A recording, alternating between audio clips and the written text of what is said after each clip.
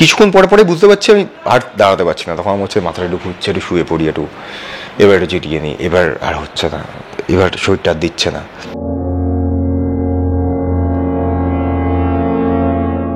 আমি এত বছর ধরে আমার এখানে জ্বর হোক, কিছু শরীর খারাপ হোক, যাই হোক, আমি বাইরের লোককে কখনো জানাই না। টেনশন দিয়ে লাভ নেই, সবাই 60-র উপর, সবার এজ আর কি, কী হবে, আমাকে এই সবটা দেখতে হয়। ফালতু টেনশন বাড়লে আমার এদিকে অন্য টেনশন বেড়ে যাবে, ওদের কিছু হয়ে গেলে। ওনার গলায় যদি আমি একটা চুমু খেতে পারতাম আর কি।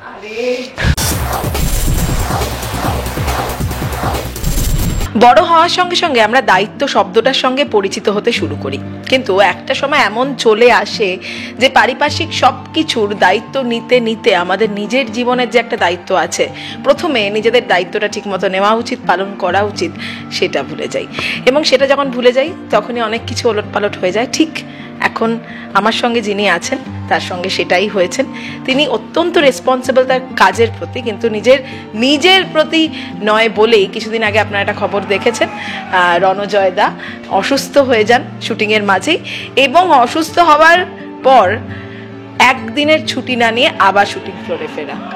মানে এতটা দায়িত্ববোধ, কিন্তু এটা নিজের ক্ষতি রণজয় দা। মানে সেটা না, অ্যাকচুয়ালি প্রথমত আমি বলি যে আমি একদমই চাইনি কেউ জানুক বিষয়টা, কিন্তু একটা এমন ঘটনা ঘটে আর কি, আমার তাদেরকে থ্যাংক ইউ জানানোর কোনো ভাষা ছিল না, কারণ তাদেরকে আমি চিনি না।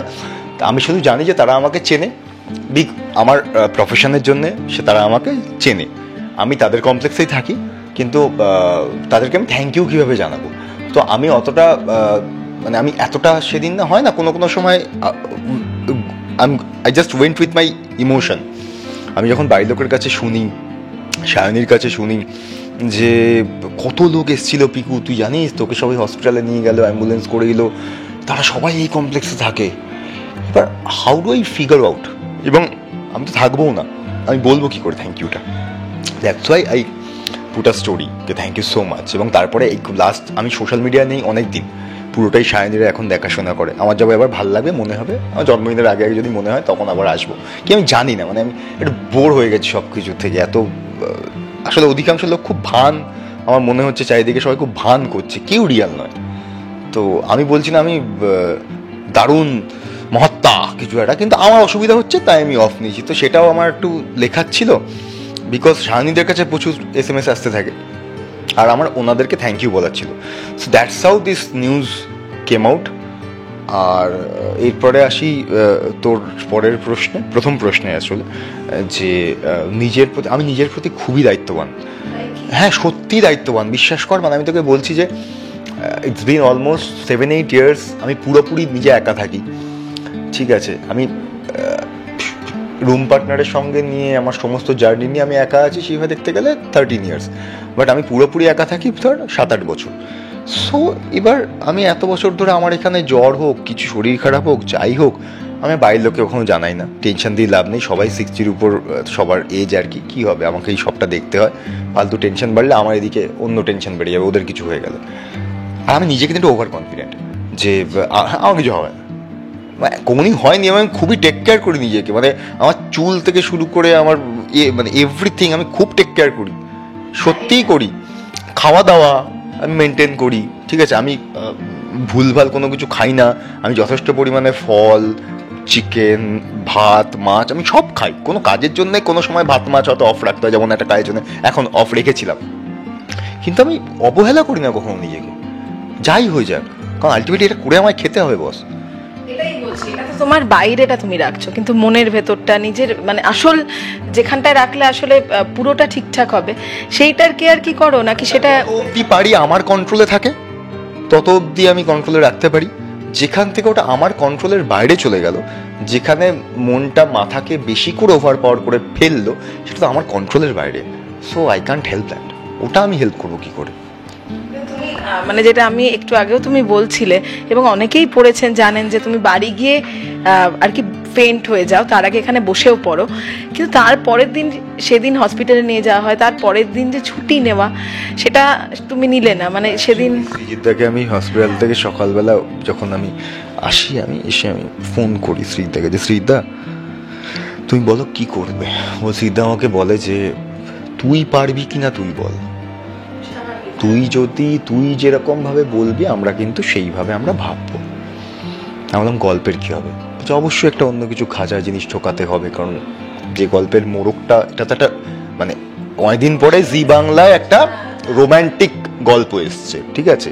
এই গল্পটা না গোয়েন্দা, না পুলিশ, না সিআইডি, একটা প্রেমের গল্প এসছে, ঠিক আছে? প্রেমের গল্পে প্রেমিক এবং প্রেমিকা তাদের মধ্যে যে সম্পর্কই থাকুক, ঠিক আছে, সেই প্রেমিক এবং প্রেমিকার সম্পর্কের মাঝখানে আমি যে অন্য গল্প গুঁজে দেব, সঙ্গে সঙ্গে তো অডিয়েন্সের একটা খারাপ লাগা তৈরি হবে। তো কিন্তু তোর যদি শরীর পারমিট না করে সেটা নিয়ে কোনো অসুবিধা নেই, আই উইল ডু দ্যাট।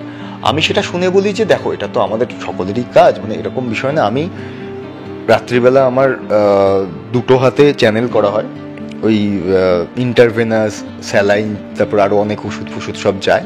তো আমি ডক্টরকে যখন আমার একটু পরে যখন হুঁশ চলে আসে স্যালাইন ফ্যালাইন নিয়ে, আমি সব জিজ্ঞেস করতে হয় কী হচ্ছে কী না হচ্ছে, কী করবো না করবো। ওরা আমাকে বলে যে থাকতে হবে, আর থাকলে মুশকিল হবে, ওদিকটা চাপ হয়ে যাবে। হ্যাঁ, ওরা আমাকে বলেছে 2 দিন বেড রেস্ট কমপ্লিট। আমি বন্ডে সাইন করে বেরোই যে I will take care of that, that's not an issue. কারণ এরাও আমাকে যে খুব চাপ দিয়েছে তা তো নয়, কারণ সিদ্ধা বলেছে 2টো করে সিন করবি তুই বাড়ি চলে যাবি। আজকে একটু চাপ হয়ে গেছে, আউটডোরটা না করবি, যেটা আমরা অদ্ভুত ব্যাপার, যখন প্রোমোটা আমাদের এখন প্রায় 3 মিলিয়নের উপর ভিউ চলে গেছে। এটা প্রথম সিরিয়ালের প্রোমো, এটা আমাদের মাঝখানে মানে এপিকাটের প্রোমো আমরা শ্যুট করেছিলাম। সেটার যে ফ্রেশ যে তখন আমার মুখটা ছিল, আর আজকে সেটার অ্যাকচুয়ালি টেলিকাস্ট যেটা হবে সেটা যখন শ্যুট করলাম, দুটোর চেহারার মধ্যে হেভেন অ্যান্ড হেল ডিফারেন্স হয়ে গেছে। হ্যাঁ, আই হোপ সেটা অডিয়েন্স বুঝতে পারবে না, এটাও বুঝতে পারবেন যে সেটা তুমি তোমার এই শারীরিক অবস্থা নিয়ে করছো, সুতরাং বুঝতে গেছিলাম যে রোদ্দুরের মধ্যে প্লিজ দেখুন যত না রাখা যায়, কারণ ওটা আমি কন্ট্রোল করতে পারবো না। কারণ গতকালকার অবস্থা আরো বেশি খারাপ ছিল, এত আমি কথাই বলতে পারছি না গতকালকে। আজকে আমি তো অনেক বেটার। কিছুক্ষণ পরে বুঝতে পারছি আমি আর দাঁড়াতে পারছি না, তখন আমার হচ্ছে মাথাটা একটু ঘুরছে, একটু শুয়ে পড়ি, এবার একটু জিটিয়ে নিই, এবার আর হচ্ছে না, এবার শরীরটা আর দিচ্ছে না। এবং বাড়ি গিয়ে একটা ইনস্ট্যান্ট আধ-এক ঘন্টা লাগে নিজেকে শুয়ে একটু রিচার্জ করতে, তারপরে আবার কালকেও তাই হয়েছে। আজকে আশা করছি এরকম কিছু হবে, হয়তো সময় লাগবে ঠিক হতে একটু। এবং তুমি খেতে থাকো সঙ্গে সঙ্গে, কিন্তু এই যে এইভাবে আসলে কেউ কাবু করে দিতে পারে রণজয় দাকে, সেটা আসলে বুঝতে পারেনি, তাই তো? আইডিয়াই ছিল না যেটা হতে পারে, কোনো আইডিয়া ছিল না। করোনার যেমন কোনো রেফারেন্স ছিল না, এটা আমার কোনো রেফারেন্স ছিল না, যেটা আমার সঙ্গে হবে না। আমি ঠিক সামনে যাবো, ও একটু ঘুমটুম হচ্ছে না, ও আবার ঘুমাবো, দ্যাট উইল বি ফাইন। কিন্তু আর কিছু হবে, আমার অন্য কিছু হবে না। এটা যে সত্যি এরকম একটা প্রেশার ফল করে 60/90 হয়ে যাবে, তারপরে মাথা ঘুরে যাবে, এই তো আমার সঙ্গে কোনো হয়নি। আমার পুরো কনফিডেন্সটা চুরমার হয়ে গেছে। এবার আমি আরও বেশি সিনসিয়ার হয়ে গেছি ব্যাপারগুলো নিয়ে। বলছিলে ঘুম আসছিল না, একটা মানসিক চাপ, এই মানসিক চাপ বা প্রেশার, এটা কি খুব একটা জোর দিতে না? মানে ধরো কিছু ভাবনা হলে সেটা ইগনোর করে, যেটা আমরা জেনারেলি করি যে না ঠিক আছে ও ঠিক হয়ে যাবে, সেটাও তো কোথায় গিয়ে শরীরের ওপর, মনটাই তো আসলে শরীরের একটা আয়না বলে, তো সেক্ষেত্রে অ্যাকচুয়ালি কি হয়, মানে আমরা ভাবি যে করে নেবো, হয়ে যাবে, করে নিও, কিন্তু যখনই ওই মনটা ওভার পাওয়ার করে গিয়ে মাথাকে আর রেস্ট নিতে দিচ্ছে না, তখন ব্যাপারটা মানসিক থেকে শারীরিকে চলে এলো। এইবার তখন ও শরীরে গিয়ে হিট করলো, এইবার তোমার আর মানে ফেরার কোনো রাস্তা নেই। এবার কিন্তু হ্যাঁ, মানে মেরে দেবে ও, ঠিক সময় যদি ও যত্ন না পায় ও মেরে দেবে। তুমি এই যে বললে এত বছর একা থাকা, এখন এই অসুস্থতার পর বাড়ির তুমি বললে কয়েকজন এসছেন, যদিও তারা অনেকটাই বয়স্ক। হয়েছে যে আমি যখন কোনো সম্পর্কে ছিলাম, আমি কিছুদিন তার সাথে ছিলাম অনানাফ, কিন্তু আমি বলছি I have a different flat, সেখানে আমি একা মানে থাকছি বহু বছর ধরে আর কি, নিজের মতো করে গুছিয়ে নেওয়া আর কি। কিন্তু এই যে অসুস্থতার পর তবুও মানে আজকে ধরো কিছু একটা শরীর খারাপ হতেই পারে, সেই সময় বাড়ির যেহেতু তুমি বলে সকলেই সিনিয়র, এখন কি বাড়ি থেকে আছে নাকি তুমি সেই একাই শুটিং করে বাড়ি ফিরছো, নিজের মতো করে খাচ্ছ? আজকে অনেক কষ্টে সবাইকে বাড়ি পাঠিয়ে দিয়েছি।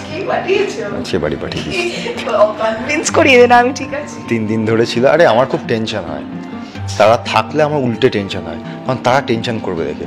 দূরে থাকলে আমি যদি ফোনে নিজের মতো করে বলে বুঝিয়ে দিতে পারি তাহলে অতটা চাপ হয় না, কিন্তু কাছে থেকে সারাক্ষণ দেখবে, সারাক্ষণ চোখের দিকে তাকিয়ে থাকবে এরকম, জল খাবি, কিছু করবি, কিছু খাবি, দে আমাকে, দে আমি নিয়ে যাচ্ছি। আরে এবার আমি যেটা রোজ করে অভ্যস্ত, মানে আমি সবটা করতে পারি একটা হাউস হোল্ডে। ধরো একটা মানে আমার বাড়িতে ঢুকলে দুম করে কেউ বুঝতে হবে না এই বাড়িতে কোনো মেয়ে থাকে না, ভাববে হয়তো অধিকাংশ লোকের তাই ধারণা হয় না যে মেয়েরাই সব সাজিয়ে রাখে। হ্যাঁ, দেখে মনে হবে নিশ্চয়ই কোনো একটা মেয়ে থাকে আর কি। আমার সবটা গোছানো মোটামুটি, যতটা আমি নট লাইকে যারা অনেক দিগ্গজ লোকজন আছে, অনেক দারুণ মেয়েরা আর কি, মেয়েরা ওটা নিয়েই জন্মায় দারুণ, অতটা নয়, বাট ইয়া অনেকটাই। তো যাই হোক, এই সব কিছু সামলেই তো চলছে আপাতত শুটিং, এবং যে জন্য আজকে আছে সেটা হচ্ছে যে একটা স্পেশাল প্রোমোট শুটিং চলছে। এই যে তিস্তা এবং শ্যামলী, দর্শকেরা অনেকটাই বুঝতে পারছেন, কিন্তু আমি বলছি যে এরকম রণজয়দার জীবনে কখনো হয়েছে তাকে দেখোনি কিন্তু তার প্রেমে পড়েছো, তাকে মন দিয়েছো? না না না না, এতটা ইমপ্র্যাকটিক্যাল লোক আমি নই। আরে এটা হয়, ফোনে ফোনে আয় কত কথা হয় প্রেমিটা। আমার সঙ্গে হয়নি, আমার সঙ্গে এরকম হয়নি। আমার একমাত্র যদি আমি বলি যে সেটা যদি হাইপোথেটিক্যালি, মানে এটাকে এই অর্থে না ফেলাই ভালো, যে আমি রেখা ভারদ্বাজের যেমন গলার ফ্যান, মানে আমার মনে হয় জানি ওনাকে উনি সামনে থেকে বলার আমার সাহস নেই দৃশ্যটা, ওনার গলায় যদি আমি একটা চুমু খেতে পারতাম আর কি। আমার কোনোদিনই মানে সহজ একটা দারুণ একটা ভয়েস, একটু হাস্কি, একটু অন্যরকম আনকনভেনশনাল একটু ভয়েস, ঠিক আছে, আমার খুবই পছন্দের আর কি। তো আমি তো ভদ্রমহিলার একটা বিরাট বড় ফ্যান আর কি, প্রচণ্ড রকম। বেশি সময় নেব না, ডাক পড়েছে, কিন্তু আপাতত শ্যামলী এবং তিস্তার মাঝে অনেকের জানে না আসলে একজনকে। তো কি হতে চলেছে সেটা আমি জিজ্ঞাসা করবো না, কিন্তু এনজয় করছে এই যে শ্যামলী তিস্তা অনিকেত। হ্যাঁ, মানে একটা অন্যরকম টুইস্ট আসছে, মানে ডিরেক্টলি শ্যামলীর সঙ্গে তো অনিকেতের প্রেম হওয়াটা সম্ভব নয়, যে সিচুয়েশন হয়ে রয়েছে। কিন্তু একটা কোথাও তিস্তা অনিকেতের জীবনে এই মুহূর্তে রিলিফ, যে রিলিফটার ওর জীবনে খুব প্রয়োজন, একটা শান্তির জায়গা।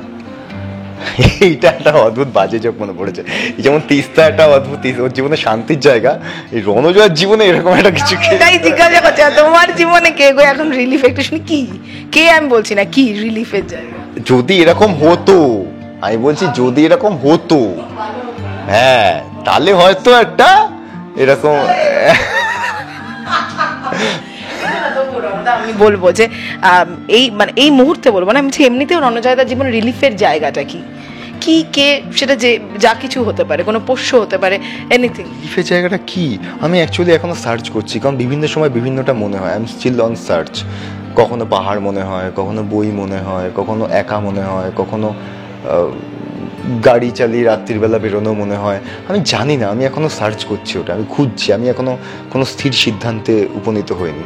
শান্তি বুঝতে পারি যখন ওই পাহাড়ের সামনে দাঁড়িয়ে চুপচাপ বসে থাকি, কিন্তু সব কিছুর বাইরে গিয়ে না নিজের মনটাকে যদি ঠিক রাখা যায় তাহলে সব জায়গাতেই ভালো।